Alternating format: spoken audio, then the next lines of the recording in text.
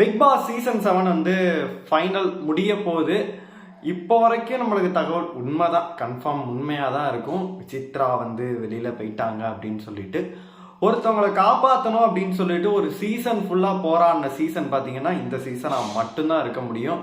ஒருத்தவங்களை ஜெயிக்க வைக்கணுன்றதுக்காக வந்து பல பேர் போராடுவாங்க. அதுக்கு அவங்க டிசர்விங்காக இருக்கணும், மக்களோட ஆதரவு இருக்கணும், அப்படி அவங்களை கொண்டாடணும். அப்படிப்பட்ட மனிதர்களை தான் பார்த்தீங்கன்னா ஜெயிக்க வைக்கணும்னு சொல்லிட்டு மக்கள் போராடுவாங்க, மக்களும் விரும்புவாங்க. அவ்வளோ கேவலமான வேலைகள் பார்த்த ஒரு பர்சன்ஸ் வந்து ஓட்டிங்ல எங்க இருக்கு, அன்அபிஷியல் ஓட்டுன்னு நீங்க சொல்லலாம், ஆனால் அன்அபிஷியல்லே அவங்களுக்கு வந்து இவ்வளோ ஆதரவு இல்லை. நீங்க அந்த ப்ரோமோல எல்லாம் பார்த்தீங்கன்னா உங்களுக்கே தெரியும், அப்படி கழுவி கழுவி ஊத்திட்டு இருப்பாங்க. அப்படி இருக்க பர்சனை நீங்க காப்பாற்றணும் அப்படின்னு சொல்லிட்டு வச்சுக்கிட்டு மேலே இருக்கவங்களை வந்து வெளியில் அனுப்பிச்சிங்கன்னா என்ன ஒரு நியாயம் அப்படின்னு தெரில. அப்புறம் பூர்ணிமா வந்துட்டு தன்னை ஒரு உணர்ந்து ஒன்று பேசினாங்க. எல்லாத்தையுமே ஷோக்கில் போய் பார்த்தலாம்.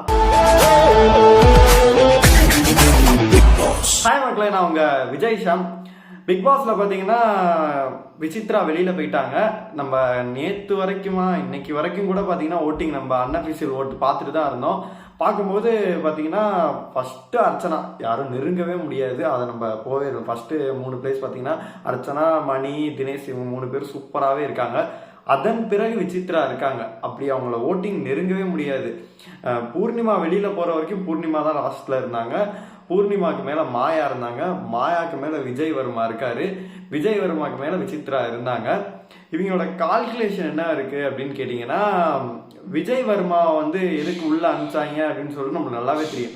போகிற மாயாவுக்கு சொம்படிக்கிற, போகிற மாயாவுக்கு சொம்படிக்கிற, பயப்படுறாங்க அந்த ஆள். என்ன எப்படின்னா, எந்த கொஸ்டின் பாசிட்டிவாக கேட்டாலும் என்னை பொறுத்த வரைக்கும் சார் மாயா தான் சார், என்னை பொறுத்த வரைக்கும் சார் மாயா தான் சார். எதுக்குடா அவனை எல்லாம் உள்ள அனுப்புறோம், நாங்கள் உனக்கு செகண்ட் சான்ஸ் நம்ம அனுப்பல, செகண்ட் சான்ஸ் வேற கொடுத்து அனுப்பிச்சிருக்காங்க, சொம்புக்காண்டி அனுப்பிச்சிருக்காங்க அப்படின்னு சொல்லிட்டு நம்மளுக்கு நல்லாவே தெரியும். என்ன பாராட்டி இந்த வீட்டில் வந்து மக்கள் ஆதரவு யாருக்கு இருக்குன்னு கேட்டால் மாயாவுக்கு தாங்கிறான். இங்கே பாராட்டக்கூடிய ஒரு பர்சன் இன்னைக்கு இந்த டாஸ்கில் கூட அவர் கேட்டுட்டு இருந்தார் பார்த்தீங்கன்னா, மாயாதான் மாயாதான் அப்படின்னு சொல்லிட்டு, மாயா மாயா ஆதந்தம் மாயா மாயா அப்படின்னு சொல்லிட்டு எது கேட்டாலும் விஜய் வர்மாக்கு மாயா மாயான்னு தான் இருந்துச்சு. அந்த மாதிரி அவர் சொம்படிச்சுக்கிட்டு இருந்தாரு. அதனால நீ சொம்படிச்சா உன்னை ஃபைனல் வரைக்கும் கொண்டு வரும்னு சொல்லிட்டாங்க போறாரு. அதனால வந்து விஜய் வர்மாவை காப்பாற்றி விட்டாங்க.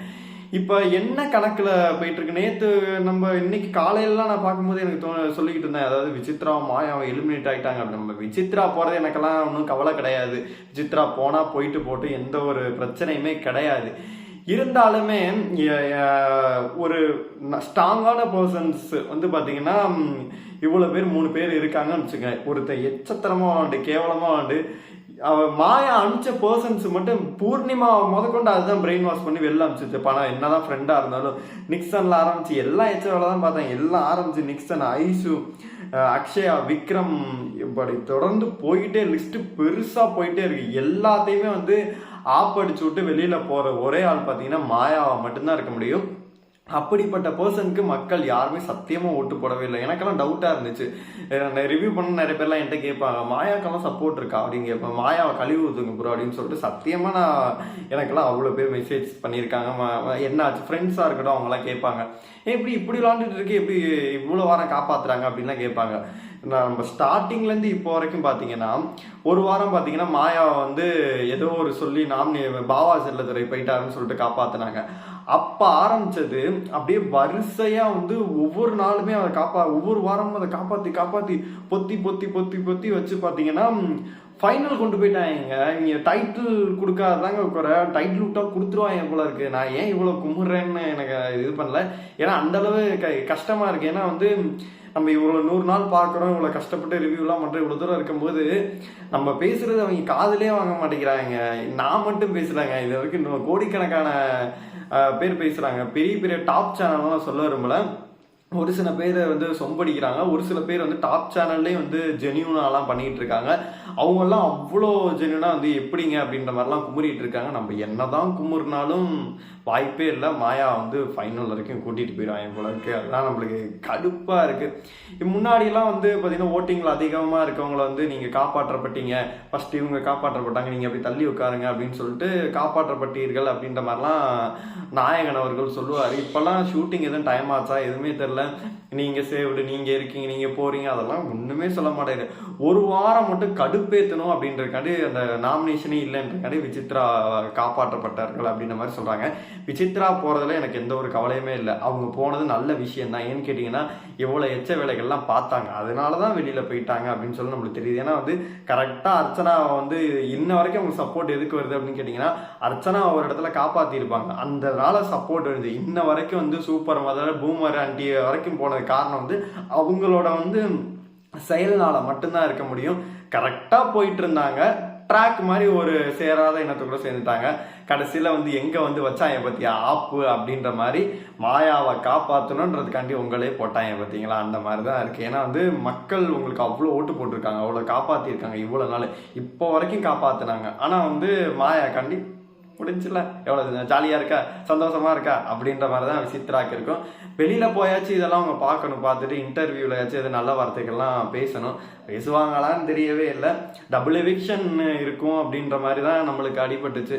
விஜய் வர்மா போல, மாயாவும் போல, சித்ராவை மட்டும் அனுப்பிச்சிருக்காங்க. நம்ம விசித்ரா ஃபேன்ஸ் எல்லாம் இருப்பீங்களே, கரெக்டாக ஜெனியூனாக நியாயமான விஷயம் ஒன்று பண்ணும் அப்படின்னு நினச்சிங்கன்னா, இவ்வளோ நாள் வந்து பார்த்தீங்கன்னா நீங்கள் மாயா டீமில் அவங்க சேர்ந்ததுலேருந்து மாயாவுக்கும் சேர்ந்து நீங்கள் சப்போர்ட் பண்ணிட்டு இருந்தீங்க. நானுமே சமூக வலைதளங்கள் ஃபுல்லாகவே பார்த்துட்டு இருந்தேன். இனிமேலாச்சும் பார்த்தீங்கன்னா கொஞ்சம் யோசிச்சு விசித்ரா ஃபேன்ஸ் வந்து என்ன பண்ணணும் அப்படின்னு கேட்டிங்கன்னா, இந்த டிசர்விங் பர்சன் இருப்பாங்கல்ல, அவங்களுக்கு உங்களோட ஆதரவு கொடுங்க. ஏன்னா உங்கள் டாப் 3ல இருக்கவங்கள வந்து இவங்க ஏதாச்சும் பண்ணாங்க அப்படின்னா கண்டிப்பாக அது பெரிய பூகம்பமாக வெடிக்கும். அதனால வந்து அதை எதுவும் பண்ண மாட்டாங்க. அதனால வந்து விசித்ரா ஃபேன்ஸ் வந்து கொஞ்சம் பார்த்து பண்ணுங்க அப்படின்னு சொல்லிட்டு ரெக்வஸ்டாக வைக்கிறேன் அப்படின்னு தான் சொல்லணும். நாளைக்கு தான் வந்து வெளியில் போகிற மாதிரி வந்து காட்டி இது பண்ணுவாங்க. அடுத்த வாரம் ஃபுல்லாகவே செலிப்ரேஷன் மோடில் அப்படி தான் போயிட்டுருக்கோம். அதனால என்ன நடக்கும் அப்படின்னு சொல்லிட்டு நம்மளுக்கு சத்தியமாக தெரியவே இல்லை. நம்மளுக்கு காண்டாக தான் இருக்குது. இந்த சீசன் மட்டும் தான் நான் இவ்வளோ டிப்ரெஷனோட மாத்திரையை போட்டு ஏதோ பண்ணிட்டு பார்த்துக்கிட்டு இருந்தேன். உங்களுக்கும் அது ஃபீல் ஆச்சுன்னா மறக்காமல் கமெண்ட் பாக்ஸில் சொல்லுங்கள். இந்த விசித்ரா போனதை பார்க்கும்போது உங்களுக்கு என்ன தோணுதோ மறக்காமல் கமெண்ட் பாக்ஸில் சொல்லுங்கள். யார் டைட்டில் வின்னர், அது வந்து இப்போலேருந்து இந்த பூர்ணிமா வந்துச்சுல, அதுவே சொல்லிக்கிட்டு இருந்துச்சு. அது தன்னை ஒரு இதாக உணர்ந்து பார்த்தீங்கன்னா வெளியில் வந்தோடனே எனக்கு சார் அப்படி ஒரு ஆதரவு சார், எவன் ஆதரவு கொடுத்தான், ஒருத்தனை காட்டு எவன் ஆதரவு கொடுத்தான்னு சொல்லிட்டு அது பண்ணதுலேயே நல்ல விஷயம் என்ன அப்படின்னு கேட்டிங்கன்னா, கேப்டன் அவர்களுக்கு போயிட்டு மரியாதை செலுத்தின மட்டும்தான்.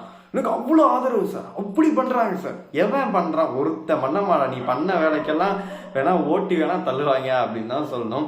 இந்த சீசனோட டைட்டில் வின்னர் நீங்கள் யார் நினைக்கிறீங்களோ அதையும் மறக்காம கமெண்ட் பாக்ஸில் சொல்லுங்கள். இந்த வீடியோ உங்களுக்கு பிடிச்ச லைக் பண்ணுங்கள், ஷேர் பண்ணுங்கள், கமெண்ட் பண்ணுங்கள். மறக்காமல் டாக்ஸ் ஆஃப் சினிமாவை சப்ஸ்கிரைப் பண்ணுங்கள்.